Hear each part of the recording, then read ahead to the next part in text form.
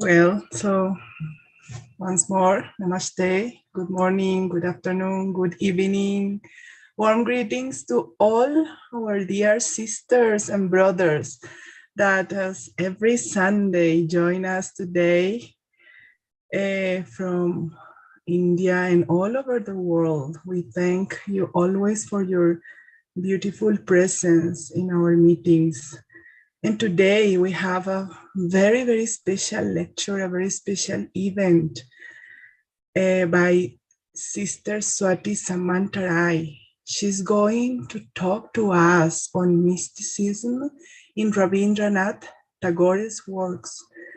This special event is to commemorate Tagore's birthday, that the day of his birthday is on 7th May. He was born on 7th May, 1861.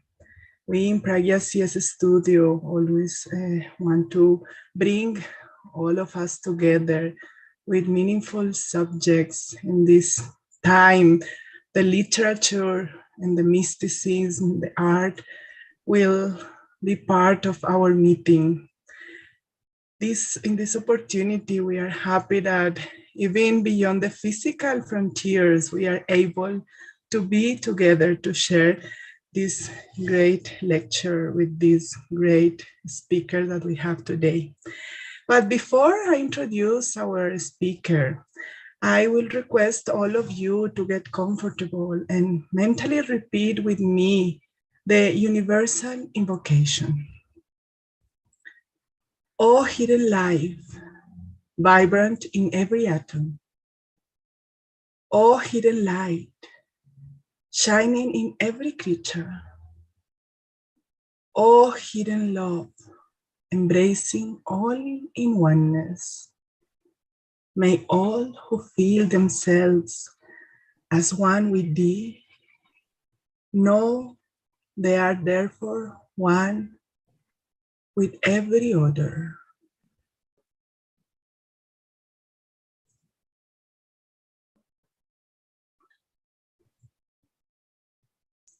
And with this sense of unity that this universal invocation brings us, I want to share a small, beautiful quote of Rabindra Tagore.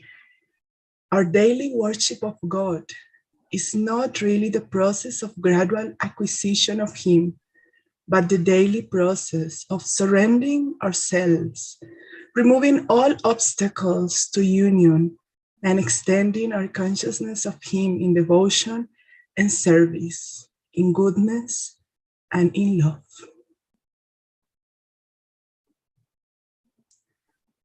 Well, today we have Dr. Swati Samantaray with us to illustrate us about Rabindra Tagore, this great poet, the Nobel laureate of India. Dr. Swati works as a professor in the School of Humanities. I will try to make the complete resume of her curriculum because she has done so many works. She has had so many experience that we could extend by a long time talking about her great job. But today I'll try to be short because we really want to hear her talking about Tagore. She works as a professor in the School of Humanities, in the Kalinga Institute of Industrial Technology, in the KIIT University in Bhubaneswar, Odisha. Dr. Swati has 25 years of experience in teaching English literature, language, and business communications to students of undergraduate, postgraduate, and PhD scholars. She has completed her master in philosophy and PhD from Untitled University, Bhubaneswar, Odisha. She has pursued courses in US, Australia, in well-being and mental health. And also she has authored and edited books, published book chapters, journal articles in the research areas of mysticism, feminism and culture, digital humanities, and business communications, education, comparative religion, literature, and of course, Tagore. reading all the titles of her job, I was so interested of going more deeper in her work. Is amazing, really. She has belonged, or she's a part of editorial board members of international journals, and she has received the Best Teaching Staff Award in 2011. She is a member of the Theosophical Society in the Bharati Lodge in Cuttack, Odisha. So with no further ado, I ask dear Sister Swati to please illustrate us with that beautiful talk that she has prepared for today. Thank you very much for being here and for accepting our invitation. My due regards to all the esteemed members present in this virtual session. And thank you, Sister Catalina, for introducing me so nicely to the audience. And my humble tribute to the Nobel Laureate. And my talk is to commemorate his birth anniversary today. And my reverential salutation and supplication to the co-founders of the Theosophical Society. So with your kind permission, let me begin. So today's agenda is basically, I'll first give a brief intro on Rabindranath Tagore, followed by an explanation on the concept of mysticism with reference to Gitanjali and Sadhana and some of his other works also.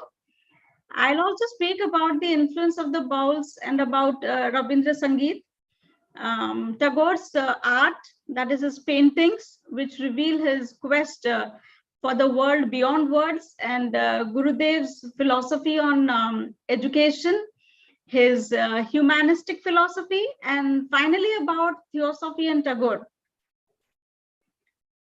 So in the English writings of Rabindranath Tagore, dealing with his essays basically, Tagore mentions the realization of a soul has its moral and its spiritual side. The moral side represents training of unselfishness, control of desire. The spiritual side represents sympathy and love. And they should be taken together and never be separated. So, with the theme of the mystic flights of Tagore, I would first of all like to give an introductory background note regarding Tagore. Of course, all of us know, but still, since this is a talk on Tagore, so I would like to briefly go for it. Rabindranath Tagore, 1861 to 1941, that is a period, was a Bengali polymath, a poet, writer, playwright, a composer, a philosopher, social reformer, and a painter also.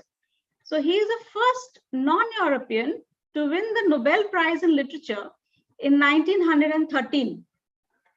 Now, he being a bilingual writer, reshaped Bengali literature, music, as well as Indian art with contextual modernism in the late 19th and early 20th centuries. And as all of us know, he is a composer of the national anthems of India and Bangladesh. India's Jana Gana Mana and Bangladesh's Amar Shonar Bangla. The origin of the Tagore family was rooted in the soil of East Bengal, and his Bengali family was a product of a confluence of three cultures, Hindu, Mohammedan, and British. So Rabindranath grew up in a family atmosphere in which a deep knowledge of the Sanskrit and ancient Hindu texts were combined with an understanding of Islamic traditions as well as Persian literature. So his grandfather, Dwarakanath, was well known for his command of Arabic and Persian, and Debendranath Tagore, his father, was a Hindu philosopher and a religious reformer also, quite active in the Brahmo Samaj at that point of time. And his father also fought against the British soldiers. The Tagore family was at the forefront of the Bengal Renaissance. They hosted the publication of literary magazines, theatre and recitals of Bengali and Western classical music featured there regularly. And Tagore's father invited several professional Dhrupad musicians to stay in the house and teach Indian classical music to the children. His brother, Hemendranath, tutored and physically conditioned him by making him swim the Ganges, trek through the hills, by making him do gymnastics, and by making him practice judo and wrestling. So he also learned drawing, anatomy, geography, and history. Literature, of course, was there, and mathematics too. So Tagore toured more than, I think, 30 countries on 5 continents. He met many people from different walks of life, and he recorded his experiences and ideas in his various letters, diaries, journals, and articles. So Tagore's works are known across the world, and they're so widely translated into languages including English, Dutch, German, Spanish, and other European dialects. Rabindranath Tagore's literary works have inspired a number of renowned filmmakers also, including Satyajit Ray. So basically, by giving you this background note, I just wanted to say that Tagore was a multifaceted genius. He was a myriad-minded man. Now, moving on to the next slide, and that is the introduction to mysticism. First of all, we need to know what mysticism is. So briefly, I'll be just going through the term. Mysticism is a relation between the higher and the lower, the other world and this, the interaction between the two. And mysticism, it's not a system of beliefs, but it's a method of approaching life.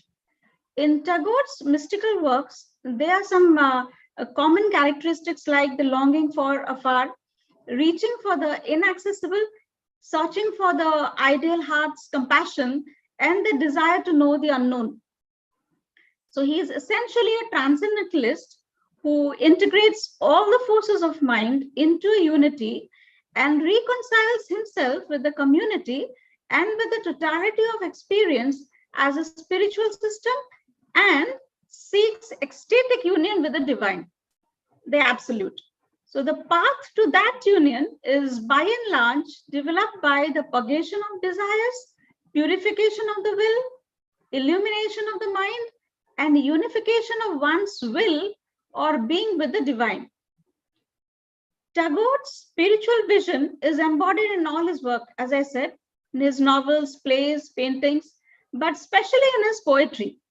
And as a universal poet and a poet of the Indian Renaissance, so this term Renaissance, when I say, it's a new awakening in the field, literary field, social field, art field of art, even it's a religious awakening and also scientific. So that is what I'm talking about, the Indian Renaissance. And Rabindranath has noted that man has a feeling that is truly represented in something which exceeds him. Tagore's poetry in English is as much Indian as it is universal. In Indian mystical thought, he offers a system in which the theism of the Bhagavad Gita, the metaphysics of the Vedas, the Upanishads, the mysticism of the Bauls, and the philosophical principles of Vaishnavism and Sufism exist in synthesis. So he not only was influenced by the others, he has also influenced some other literatures. So he was also influenced by the English Romantics, specifically John Keats. So this term, most of us have studied this in school. Beauty is truth and truth beauty. That is all you need to know on earth and all you need to know. That is a term. That is from the Ode on a Grecian Urn. And P.B. Shelley's lines, if I try to quote, the desire of the moth for the star, of the night for the morrow, in that to a skylark, and we look before and after and pine for what is not. And in the same mystical strains, Tagore writes in The Gardener, 1915, quote and unquote, "I'm restless. I'm athirst for faraway things. My soul goes out in a longing to touch the skirt of the dim distance. O great beyond, O the keen call of thy flute. I ever forget that I have no wings to fly, that I'm bound in this spot evermore. So this was the quotation. Although Tagore received inspiration from different sources, he never belonged to any religion. He was not satisfied with subjective meditation. That is, he did not reject the finite in the attainment of the infinite, but he wanted to realize the creator in his creations. Now, this particular slide shows the call of the beyond. I have given two quotes, one from William James and one line I have quoted from Radhakrishnan, Dr. Radhakrishnan. Now, mystical feelings cannot be put on dicta, no formal pronouncement of a principle or something like that. So William James, an American psychologist, in his work, The Varieties of Religious Experience, talks about the attributes of mystical experience. He mentions that the mystical state of consciousness is ineffable. That is, it resembles a state of feeling rather than a state of intellect. It's noetic. That means it results in insight into depths of truth, unplumbed by the discursive intellect, insights which carry with them a sense of authority. This is also transient. That means mystical states cannot be sustained for long. They come like flashes, and they are also passive. That means the mystic feels as if he was grasped and held by a power not his own, maybe by some superpower or something. So in this context, I also wish to quote Dr. S. Radhakrishnan. The perfect union where when heaven and earth, time and space, pleasure and pain, death and life amalgamate together in an unbearable ecstasy. An implicit philosophy which is reflected in Tagore's poetry is that of bridal mysticism. This bridal mysticism is also Christian concept as I was going through. So I'll explain very briefly what this bridal mysticism basically is. Very briefly, I'm going to explain. It is a main literary device by means of which Gurudev communicated his religious philosophical views, which involves seeing oneself as a bride of God with a complete submission to and adoration of the divine bridegroom. So mysticism goes parallel with all philosophies. It's the idea of uniting the ordinary soul, that is the Jivatma, with the heavenly or the superior soul, that is the Paramatma. The ordinary self, in the process of attaining the supreme soul, dedicates or sacrifices all the worldly possessions and falls deeply in love with the unidentified supreme soul. So this process does not give the devotees a personal gain.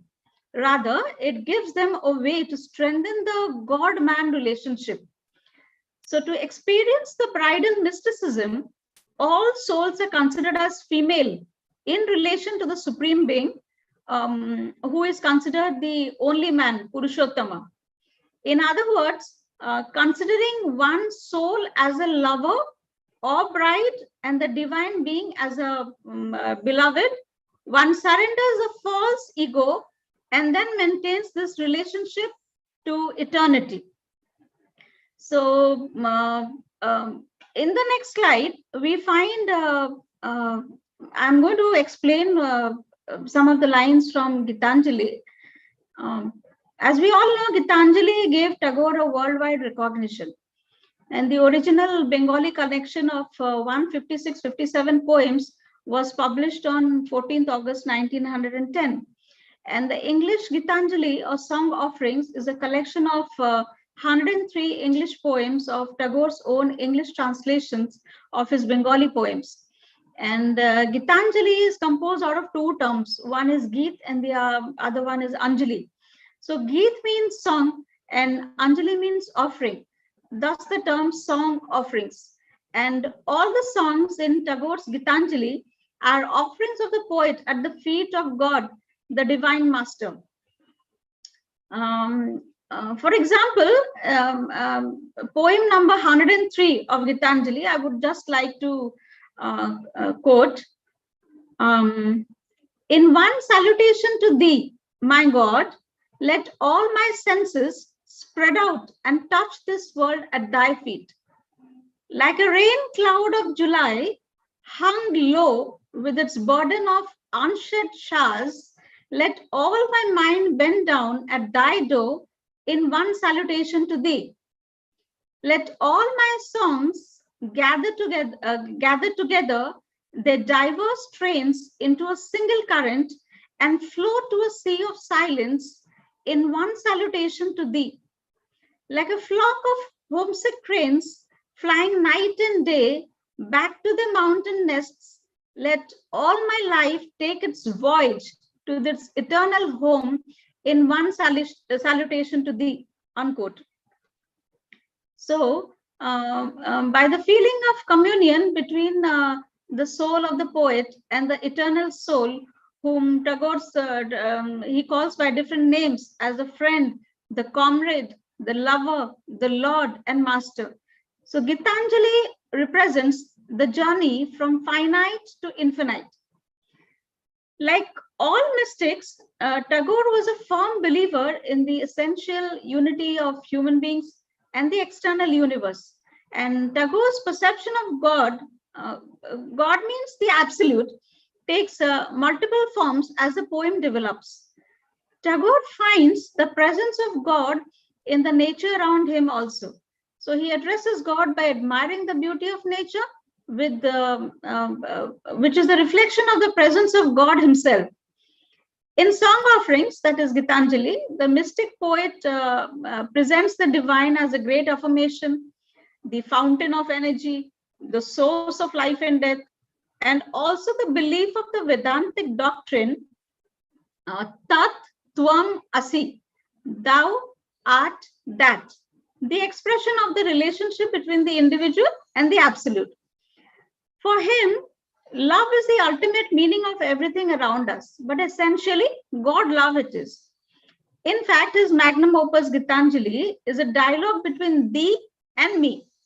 The me, the poet confesses, is my own little self. I just quote and unquote, is my own little self, my Lord. He knows no shame, but I am ashamed to come to thy door in his company. This is a quote from Gitanjali 30. I is the Atman. The me is a limited worldly self, which is incessantly aspiring after the I. And of course, the aspiration may take the path of bhakti. Bhakti means devotion, jnana, that is knowledge, and even nishkama karma, that is disinterested action. The I is open to realization, and once the process of realization is complete, the Atman becomes the Brahman. The for Tagore is God, or the absolute, the image of the infinite, the shadow of the Brahman, with whom the me, the shadow of the Atman, endeavors to establish the rapport. The me and the thee have forms, while the Atman and the Brahman are formless. The me must develop into the whole being and should transform itself in the company of the thee to enter the realm of Sat Chit Anand. Sat Chit Anand means truth, consciousness, bliss. All three considered as inseparable from the nature of ultimate reality of Brahman. At the heart of mystical consciousness is love, as I said. And Rabindranath considers love to be he considers love to be an ennobling experience. We all have studied John Donne. So, like Donne, D-O-N-N-E, he finds in love a mode of self-transcendence from body to soul. And he deems love to be an alternative name of the joy from which all beings are born, by which they are sustained, in fact. So he wants that all human beings should develop the religion of love and friendship for the whole of humanity. And he writes in Sadhana, in love, all the contradictions of existence merge themselves and are lost. Only in love are unity and duality not at variance. In love, loss and gain are harmonized. Love is what brings together, and inseparably it connects both the act of abandoning and that of receiving. He believes love to be the meeting point or confluence of the finite and the infinite. So the theme of death is yet another important theme in Gitanjali, and the poet celebrates the joy of death as a joy of life. According to him, death is an intimation of immortality. So he speaks of death with an optimistic approach rather than with a painful and gloomy approach. So for him, life and death are inseparable companions. We all have studied Thomas Hardy, and Thomas Hardy speaks of death with a painful and gloomy aspect, but Tagore, unlike Hardy, he loves the inevitable death. He says death is not the extinguishing of the light, it is putting out the lamp because the dawn has come. So the soul, dispossessed of all the worldly goods, will reach the bridegroom. Just a little while ago, I have talked about bridal mysticism. So we have to reach the bridegroom. Hence, death is not to be feared, as death comes to take the beloved to God. So death for a mystic is a means for having a tryst with the divine. In the next slide, we find sadhana.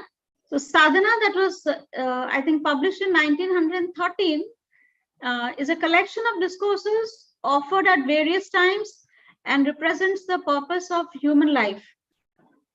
Sadhana, the realization of life. So the realization of Brahma in our every thought, our every word, and our every action on this earth, this universe, which is but a manifestation of the infinite in terms of joy and love. So Tagore was also a person of firm faith in the basic spiritual values of life. He tried ceaselessly to express the infinite, the supreme soul, or the spirit of the universe. For him, love leads to joy, which is, in a sense, I quote from Sadhana 116, quote and unquote, the realization of oneness, the oneness of a soul with the world, and the world's soul with the supreme lover.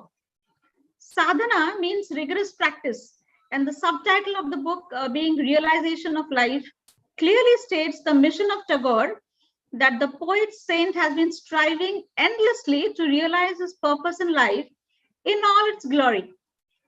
Tagore himself is a fine example of this philosophy, for he has truly been a man of the world in fulfilling his worldly duties as a family man on the one hand, and on the other, he has been a man of the world in his service to society at large as a poet who rendered his work in joy and love, in propagating the oneness of being so as to be united with the Paramatma.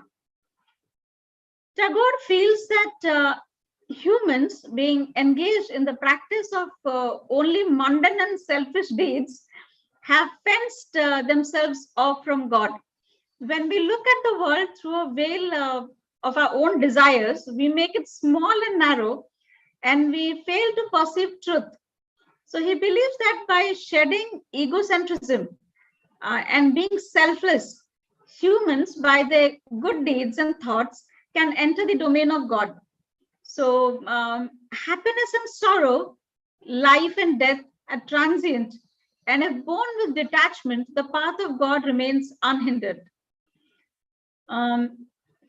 Mystic experiences are generally considered to be advanced states of self-transcendence. So we have to transcend ourselves, our ego. The self is to be transcended, as it is believed to hinder the mystic from the divine influx and poses difficulty in achieving the objective of union with the divine. Self-transcendence is a pure personal journey of self-discovery.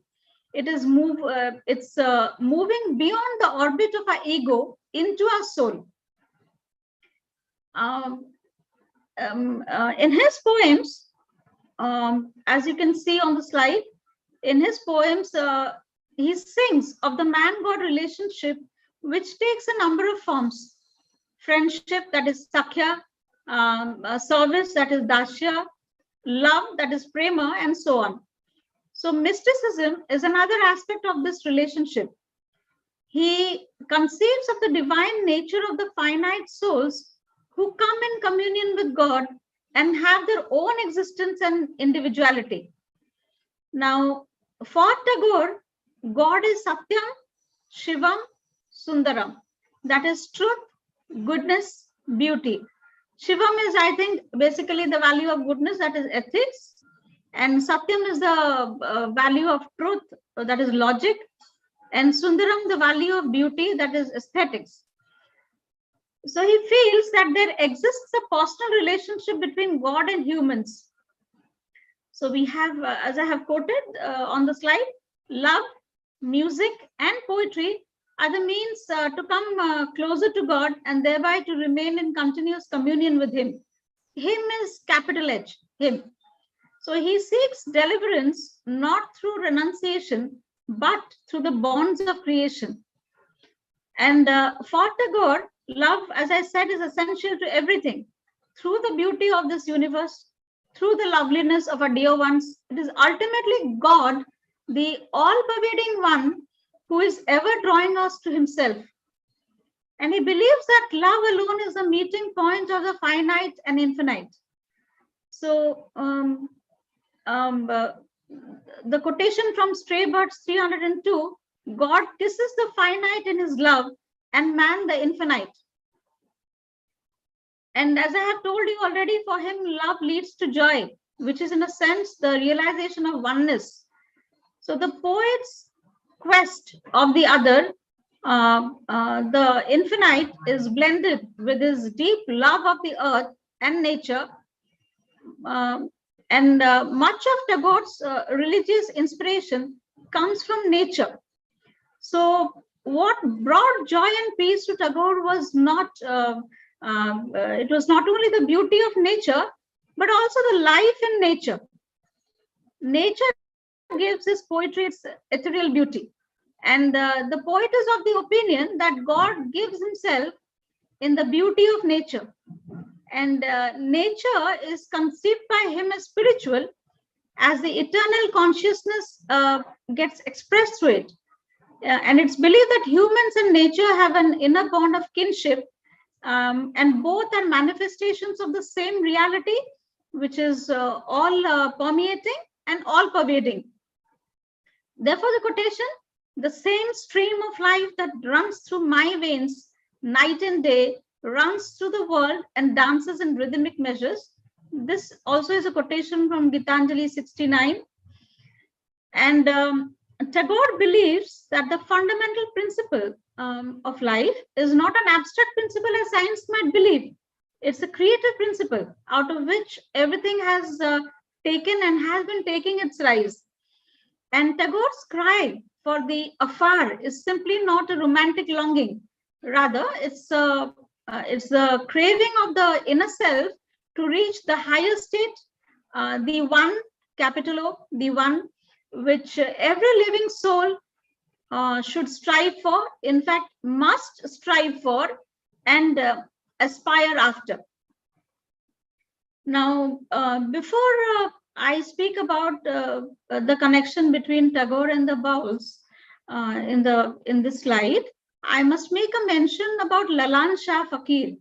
Lalan Shah Fakir, the period is, I think, from 1774 to 1890, who was one of the legendary mystic poet philosophers. So he was a religious Baul and a social reformer, and Tagore was greatly influenced by Lalan, the Baul philosophy, as well as the Baul music. And the Bauls are wandering mystic singers. The fundamental philosophy is that the divine resides in each one of us. Therefore, it's futile to seek God in any idol or symbol. The Bauls do not have a set of rituals, and they do not visit temples. And this uncomplicated approach to religion and love, that is what inspired Tagore, in fact. So for Lalan, as with the Baul tradition, the kingdom of God is within. The body of each person is the temple. Similarly, Tagore also conceives the body as a microcosm in which the cosmic abode of the all-pervading supreme being is represented. It is estimated that Lalan composed about 2,000 to 10,000 songs, of which only about 800 songs are generally considered authentic. He left no written copies of his songs, and which were transmitted orally and only later transcribed by his followers. And most of his followers could not read or write either. So few of his songs are found in the written form. And interestingly, Tagore published some of Lalan's song in the monthly Prabhasi magazine of Kolkata, and he collected a manuscript of Lalan's songs. He selected 20 songs out of them and got them published in 4 consecutive issues of the Prabhasi.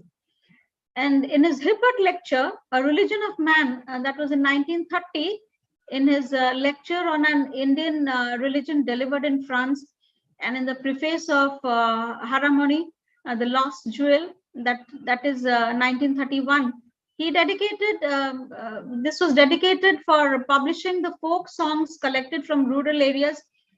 Tagore mentions about all these things. And he explained on religion and philosophy with quotes from the songs of Lalan.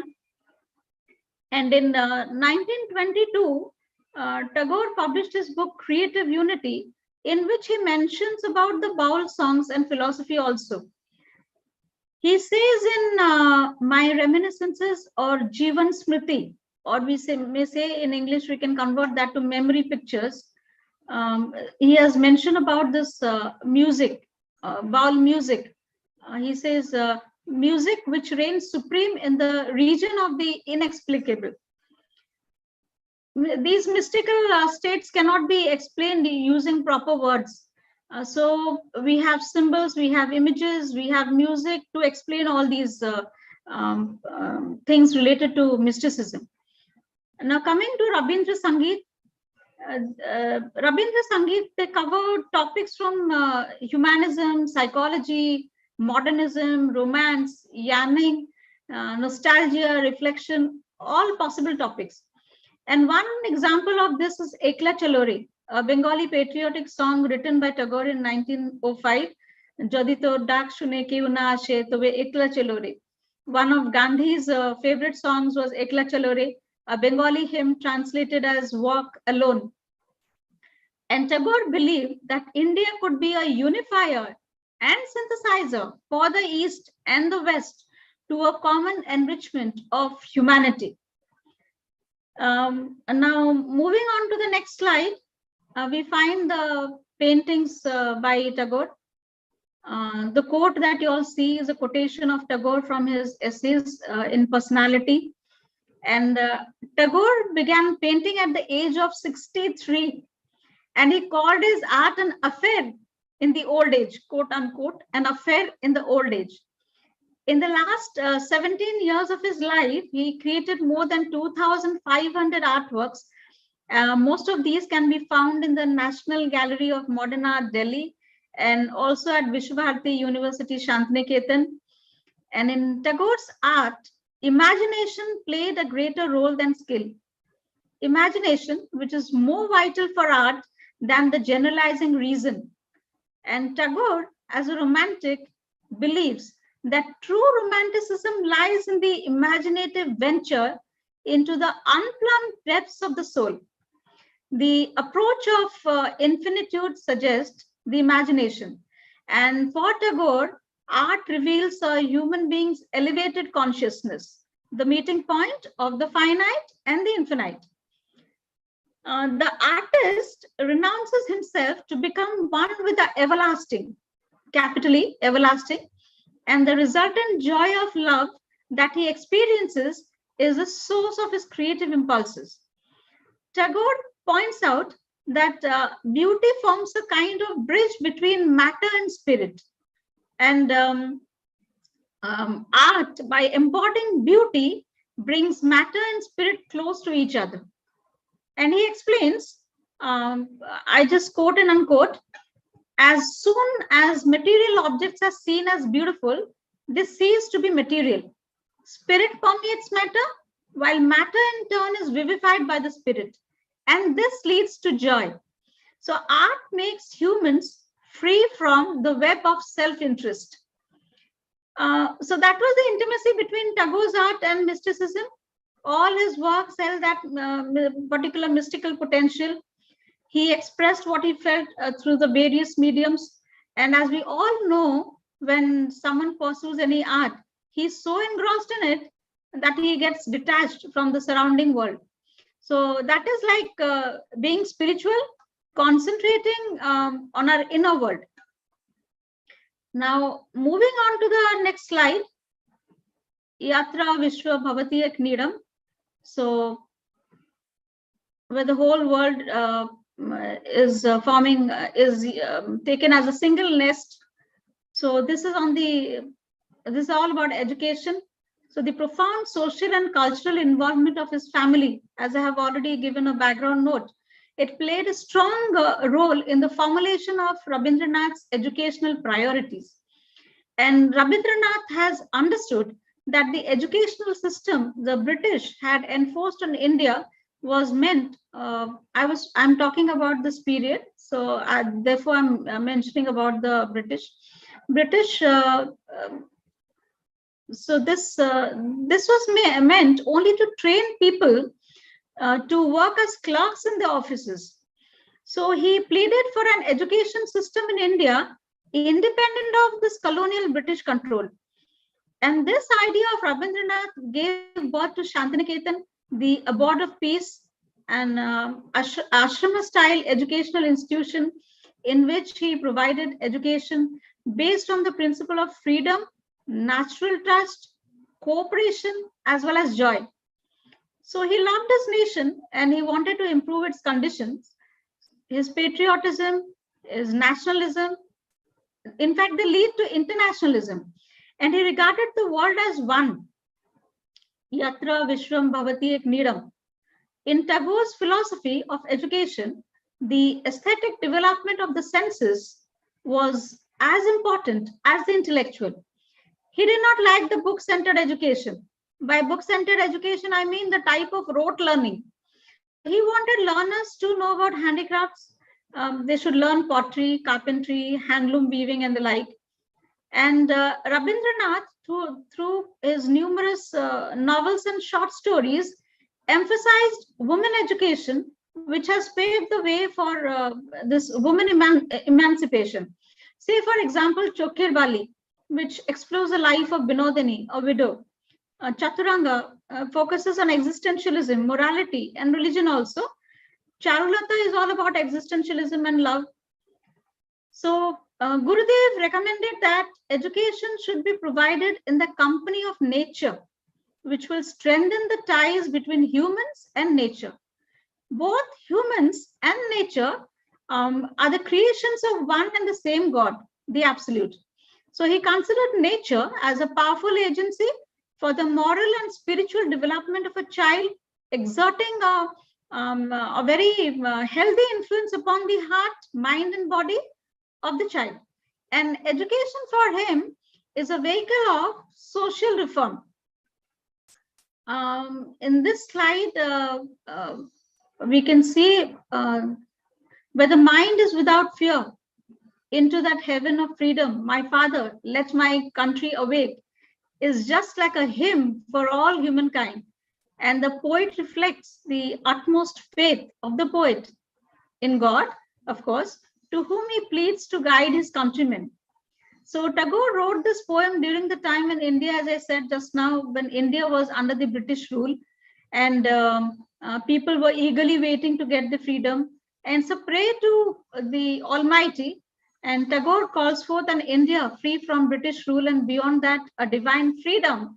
Basically, it's all about a divine freedom that transcends physical and mental borders. And he invites us to inhabit that heaven of freedom. Now, moving on to the next slide, this is all about Tagore's concept of humanism. So his philosophy, as I said already, revolved around humankind. And Tagore believes that humans cannot achieve the essence of spirituality by shutting the five senses and by chanting mantras in front of some idol, but by doing the works with a fellow man in this very earth so that they can come in communion with Brahman. And Tagore was guided by the ancient thought of the Upanishads and Vedanta. Upanishads and Vedanta have a great influence on Tagore. And as we all know, these scriptures represent the ethical as well as spiritual values of humankind. Now, talking about Tagore's conception of Jivan Devta, the element of divinity, he gives to humans a special dignity and uniqueness and perceives God in every human being. The human body is the temple of living God, according to him. So to love a man is to love the Almighty, and to serve humankind is to serve the supreme immanent will. So in his book, The Religion of Man, Tagore states about man that he is, this is a quote, he is earth's child, but heaven's heir, H-E-I-R, heaven's heir. So moving on to the core thing, that is the connection between the Theosophists and Tagore. Now, I've tried my best to bring about a connection between them. Now, talking about the connection between Tagore's philosophy and Theosophy, I'm not going very deep into Theosophy. Time constraints are there, of course. So the sense of immanent as well as a sense of transcendent brings the Theosophists and Tagore close to each other. Madame Blavatsky, the Russian spiritualist, that is a period from 1831 to 1891, and Colonel Olcott, the American philosopher, that is, I think, 1832 to 1907, and I think thereafter Annie Besant, 1847 to 1933, and talking about Tagore, this period is 1861 to 1941. So their basic aim was to spread the message of universal brotherhood. And Annie Besant, the British social reformer, was also a firm believer in the teachings of Vedas and Upanishads. And Tagore, as we all know, was steeped in the Vedic and Upanishadic teachings too. So Annie Besant considered the Indian soil to be so liberating and enlightening that she took the nation as her own. And Colonel Olcott tried to interpret Buddhism through a westernized lens. Tagore also followed Buddha's dictum thoroughly, and the play Chandalika is a proof of this. And this one-act play which denounces all caste barriers, Chandalika. And the first objective of the Theosophical Society is to form a nucleus of the universal brotherhood of humanity without distinction of race, creed, caste, color, or gender. Now, Buddha, Dharma, and Sangha, that is devotion, wisdom, and karma. This doctrine is also found in Tagore's ideology. Be it Tagore or the Theosophists, all of them were tolerant to religious diversity. And they set spiritual seekers free and gave them a set of tools to continue their quest individually. So I feel all of them in their own way, and they envisioned an education that was deeply rooted in one's immediate surroundings, but connected to the cultures of the wider world. And Tagore's Gitanjali shines forth brightly his lamp of timeless wisdom, the ancient wisdom of the East, that also speaks of the pursuance of Theosophy, that this universe has been created out of pure love. And the Upanishads so affirm that from joy does spring all this creation, by joy it is maintained, and towards joy does it progress, and into joy does it enter. In the evolutionary hierarchical impulse of Theosophy, which broadly puts it distinctly into four kingdoms, that is mineral kingdom, plant kingdom, animal kingdom, and human kingdom. So it's said that God sleeps in the mineral, wakes up in plants, becomes conscious in animals, and self-conscious in humans. And Madame Blavatsky, in her magnum opus, The Secret Doctrine, speaks of the spirit latent in matter must be awakened to life and consciousness gradually. The monad, that is the Jivatma, has to pass through its mineral, vegetable, and animal forms before the light of the Logos, that is the Paramatma, is awakened in the animal man. She further elucidates wide the secret doctrine. I quote and unquote, nature is a perpetual circulatory worker, generating fluids out of solids, fixed things out of volatile, and volatile out of fixed, subtle out of gross, and gross out of subtle. So before moving on to Annie Besant, I would like to talk about W.B. Yeats, that is William Butler Yeats. I'll just deviate a little from the topic.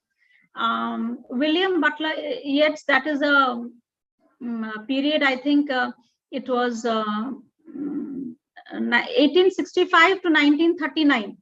So poets, these two poets, Tagore and William Butler Yeats, both were Nobel Prize winners. Nobel Prize, they won the Nobel Prize for Literature. Tagore in 1913 and Yeats a decade later in 1923. And both were involved in cultural and political movements representing the time, the home countries of Indian Ireland. And both poets were interested in the concept of spirituality, music, and poetry. And Tagore and Yeats, I think, I'm not very sure about the date, very bad at remembering dates, but I think they met for the first time in 1912, if I'm not wrong. And the Tagore-Yeats relationship is iconic of the Indo-Irish connections and the Irish poet's introductory remarks in Gitanjali, which has a connection with Annie Besant. And I think W.B. Yeats was also a member of the Theosophical Society Dublin. And he was instrumental in introducing Gitanjali to the Western world. And he spoke of it as a revelation of hidden life. And this can be compared to Annie Besant's universal invocation, which Catalina in the beginning of the meeting read out. O hidden life, vibrant in every atom. O hidden light, shining in every creature. O hidden love, embracing all in oneness. May all who feel themselves as one with thee know they are therefore one with every other. And in the voice of the silence, in the seven portals, Dana, or the key of charity and love immortal, Shira, or the key of harmony in word and act, the key that counterbalances the cause and effect, leaving no further room for karmic action, Khanti, or patient sweet that nothing can disturb, Viraga, or indifference to pleasure and pain to conquer illusion and perceive the truth, Virja, or the dauntless energy that fights its way to the supernal, heavenly, and the divine truth out of the mire of lies terrestrial, Dhyana, or whose golden gate once open leads a saint towards the realm of Sat, eternal, and its ceaseless contemplation, and Pragya, or the key that makes of a man a god, creating him a bodhisattva, son of the Dhyanis. So Madame Blavatsky describes the path of paramitas, and this may be compared to poem number 37 and 38 of Gitanjali. I'm not going very deep into all this, but just one line I'm going to quote here. I thought that my voyage had come to its end at the last limit of my part, and then that I want thee, Tagore, this is what Tagore writes, that I want thee, only thee, let my heart repeat without end, relating to the virtues of, or we can say, transcendental perfection. Moving on to the next slide. So these lines are quoted from the Golden Stairs. Some of these steps, like a clean life, an open mind, pure heart, eager intellect, are all key to Tagore, the unenrolled theosophist. And as an Oriental poet, He always believed the unity in diversity, and Tagore's concept of this consciousness has affinity with the consciousness of the Theosophists. All representations have relations to pragmatic consciousness, and all pragmatic consciousness have a necessary relation with transcendental consciousness. I would just like to quote 2-3 lines from Tagore's Crossing, number 55, where he says, let thy love play upon my voice and rest on my silence. Let it pass through my heart into all my movements. Let thy love, like stars, shine in the darkness of my sleep and dawn in my awakening. Let it burn in the flame of my desires and flow in all currents of my own love. Let me carry thy love in my life as a harp does its music and give it back to thee at last with my life. So Rabindranath was a person in pursuit of universalism, by which he hoped to bridge the relationship between India in the East and the countries in the West. And Tagore felt that the primary role of literature is to foster intercultural understanding among all of us, among people. He envisioned a globalized world community. His internationalism is based on spiritual unity of all human beings of the world. And he believed that a common spirit pervades all humans, transcending the barriers of nationalism, race, religion, and caste. And I would like to end my talk here by quoting a few lines of Tagore again. Being a student of literature, I cannot refrain myself actually. So I'll just quote a few lines. Go not to the temple to put flowers upon the feet of God. First fill your own house with the fragrance of love. Go not to the temple to light candles before the altar of God. First remove the darkness of sin from your heart. Go not to the temple to bow down your head in prayer. First learn to bow in humility before your fellow men. Go not to the temple to pray on bended knees. First bend down to lift someone who is downtrodden. Go not to the temple to ask for forgiveness for your sins. First forgive from your heart those who have sinned against you. So thank you. These are all the references. Thank you so much, all of you, for your precious time and for your patient hearing. And I would like to acknowledge here through my references that while preparing for this talk, I have gained a number of ideas from different sources dealing with Tagore. And I express my sincere thanks to all these authors, too numerous to acknowledge individually. And I'm thankful to Brother Shikhar Agnihotri, Sister Catalina, and the team for giving me an opportunity to speak in the Theosophical Circle. I amply thank the members of the Theosophical Society Baravati Lodge, Cuttack, for having faith in me. I must really thank them.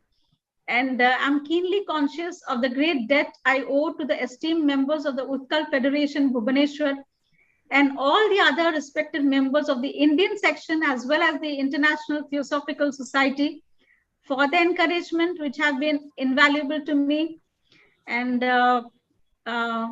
I'm also extremely grateful to Professor Dr. Achyuta Samanta, the founder of KIT and KISS Universities, Bhubaneswar, Odisha, for being a guiding light. In fact, spiritualism is a pillar on which a university is built. And you all will be glad to know that KISS University is the home for more than 30,000 tribal students, indigenous students, when they are given free education with all amenities. They are given free education, free of cost. Their copies, books, clothes, food, everything, with all the amenities provided to them free of cost. And our honorable founder, sir, has been grooming them in all the fields of human excellence. So I must really thank him first. And thank you, all of you. Thank you. Thank you, Sister Swati ji, and don't forget to thank Brother Gyan Ranjan Mohanty ji, who shared the PowerPoint for your talk. And really, it was a very inspiring and informative talk from your side, and I think we were really looking forward to listen about, I think, one of the greatest polymaths of this century, that Rabindranath was not just a poet writer, he was playwright, composer, philosopher, social reformer, painter, and above all, a humanist, as you said. And his relation with Theosophical Society was such that he even came and stayed at Adyar in Blavatsky. Yes. In fact, I have given a picture, I think. Yeah, it is from. I have a picture of Tagore at Adyar. At Adyar, yes. Society, yes. Yeah. And that stone is still there, which says that Rabindranath Tagore stayed there for so and so day. So we are really thankful to you, and I think so many aspects that you have shared with all of us today about the mysticism, it all points out in the direction that selfishness, he says there is no place for selfishness and narrow individualism. Yes. Because we are part of great chain of being, so it is important to realize our connection to the larger part of the world. And that also correlates with the universal brotherhood thing, the object of the Theosophical Society. Thank you so much, Sister Swati ji. And I have said, actually, my teacher, Professor Sahadev Patra, and we have co-authored that journal article. So I have put it in the chat box in case anybody is interested, can go through it. I have put it in the chat box, Shikharji. Okay, sure. Okay. And there are many, there is a link in the chat box by Sister Swati. So if anybody wants to go through it. Just copy it again, so it will come again. And now we open our forum for any queries or any questions, or even some additional information, because we have some of the esteemed members among us who also, for whom Rabindranath Tagore is still a living inspiration. So all of you are most welcome. You can raise your hand and ask a question, or if you want to say something. Okay, there is a question we have received. Brother Agnihotri, instead of asking questions, if they could add something so that we are going to, I would learn something from them rather. Sure. Yeah. We have received a question that I will read. Maybe. That you have mentioned Tagore's vision and proposal of education. And we know there are like pedagogy existing based on Krishnamurti or Montessori. So is there some kind of established pedagogy on his thought? And if so, are there any schools? There are many schools. Yes. There are many schools. Like I haven't taken any names as it is. On the whole, I have spoken about this education of Tagore. There are many schools, in fact, but I haven't mentioned about all that. I have just mentioned one as the Abode of Peace, Shantiniketan. So it is available. And on the whole, I have just mentioned that the ashrama style education I have mentioned. Because of time constraints, I could not explain, but yes, that's what I have mentioned. Okay, we have Sister Subralina Mohanty who has raised her hand. Yes, Subralina ji, you want to say something? Unmute yourself first. Unmute yourself. Okay, let us just enable the. Wait. Now you can unmute yourself. First of all, congratulations, my dear friend Swati. You have been a wonderful speaker since I know you. In my younger days. She was my hostel mate, actually. Okay. And Thank you, Selena. I have grown up with Tagore stories. My mom would have told me enormous stories from Tagore because she was a student when she was in, in her college days. She had read a lot of stories from Tagore's short story collections. So we all children have grown up with the stories. The best part about Tagore is he could relate to any segment of the society. Yes, If yes, you very got any true, of very his true. story, any of his poem, you could live the character. You could see the character in him, in that particular character, your reflection. And probably that is how his versatility speaks here. And you did a great job, Swati. If we could actually get the PPT you presented, if Shikhar Bhaiya could really do it for other people, Yeah, that would be wonderful. sure. Thank you so much. So this You did a PPT great will job, be Swati. there on YouTube, I think. Yeah, but that's fine. But the matter should be, available to youngsters who could, relate to it. Okay, okay. This is really great. And great job. Love you. Thank you so much. Love you too. And I didn't know that you were joining. We have among us Dr. Sahadev Patro also, who is like a mentor to Dr. Swati, I guess. Yes, So yes. we would like to request Dr. Sahadev Patroji, would you like to add something? Kindly unmute yourself.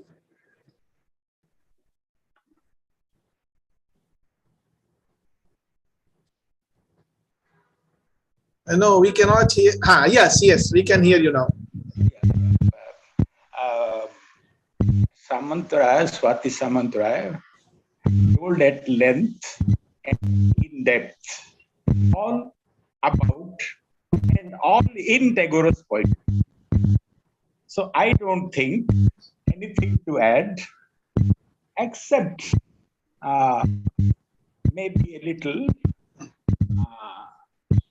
talking about right from the philosophical laws to the federation, to the section, to the society, the world, the universe, the cosmos. I'm taking you to the cosmos. Cosmos is the space. This is the tacit, hidden message of Tagore in all his writings, holistically speaking. Cosmos is the space of God's self-reflection, is the space of God's self-reflection. God in the core as creator, whose center, theosophically speaking, from theosophical parlance, whose center is everywhere and circumference nowhere. Knowing the world to consist of consciousness, the mind of the wise is wrapped in the thought of his universality, and hence it roams free, boundlessly free.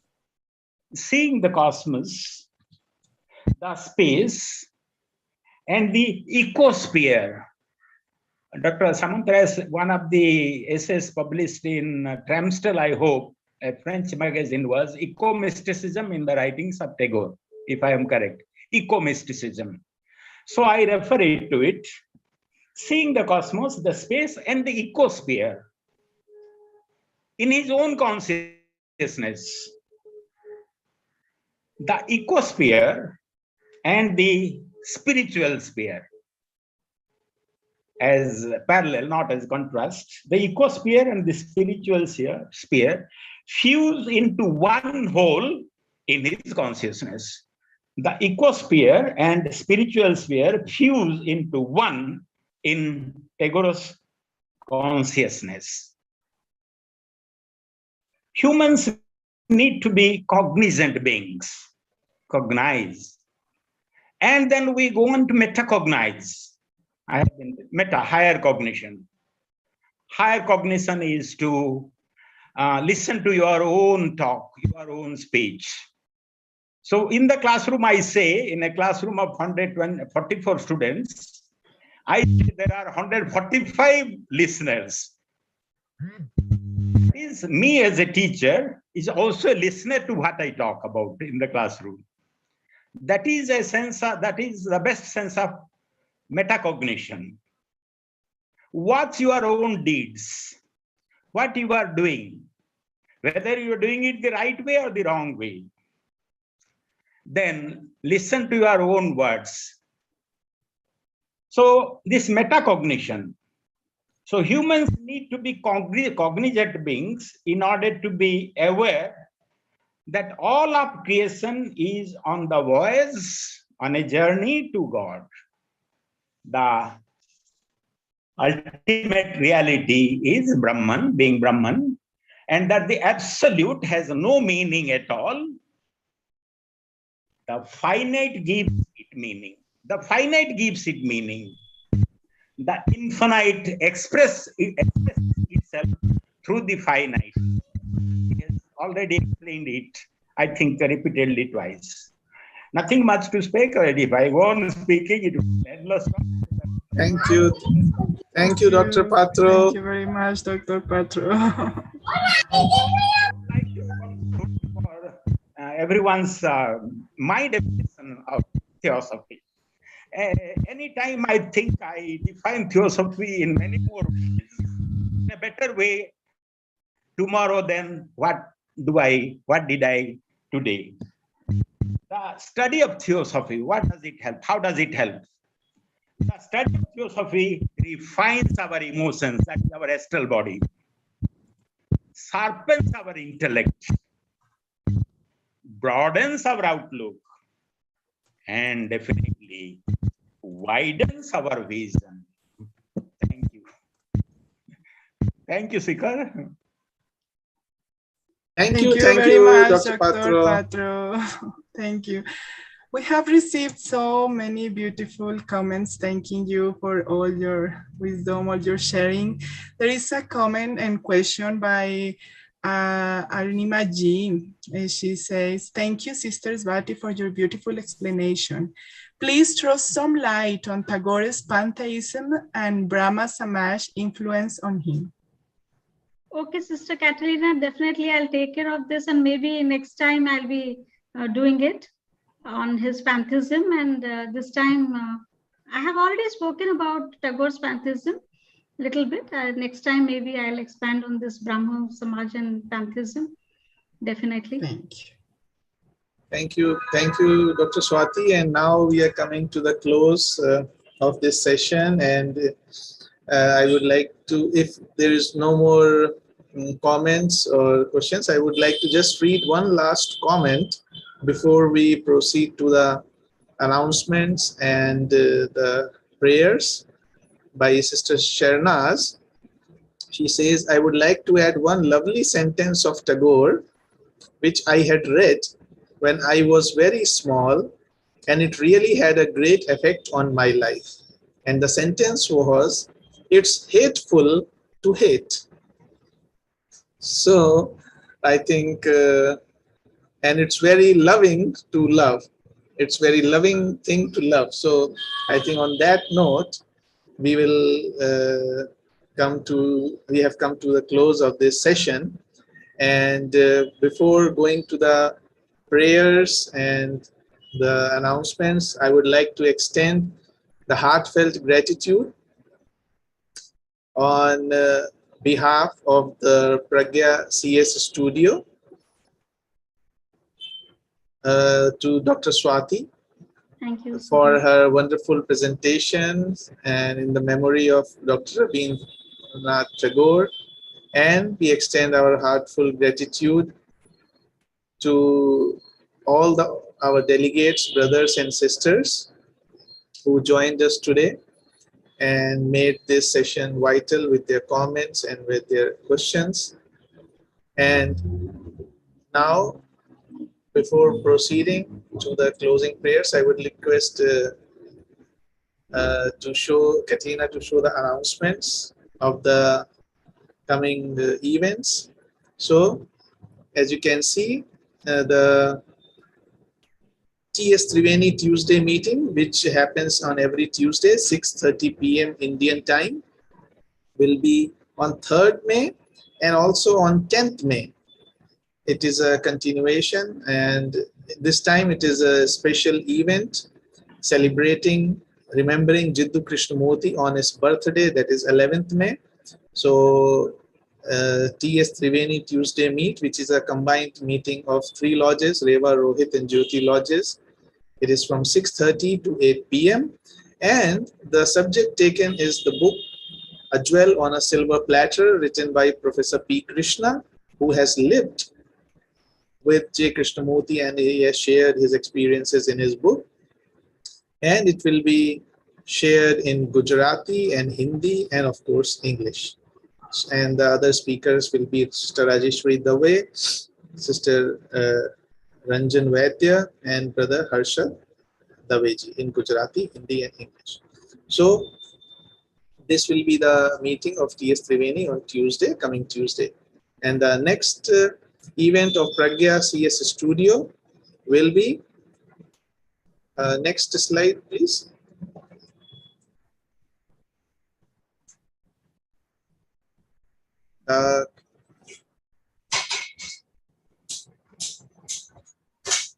Okay. The next slide. Okay. Yes, so next Sunday, 8th May, Pragyasi Studio will not be having any meeting because it's White Lotus Day. So I think everywhere all over the world, the Theosophists will be celebrating the White Lotus Day. So instead of that, on 15th May 2022, that is next to next Sunday, we again will have a special event in which Pragyasi Studio cordially invites you to celebrate nature through music. And to present that, we have none other than Sister Jayashri Kannan, whom all of us have heard before, her musical presentations, her songs, everything. We all know her. She is a resident of TS Adyar. Same time, 5 p.m. Indian Standard Time, 11:30 a.m. GMT. So that will be on 15th May. And with these announcements, let us come together in heart and mind, and all the inspiration, the peace, the togetherness that we have shared, let us share it for the welfare of the whole world. Oh.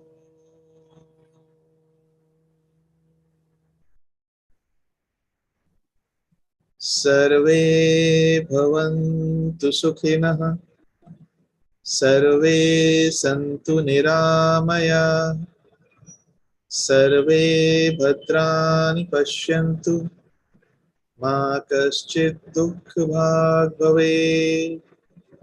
Om Shanti, Shanti, Shanti.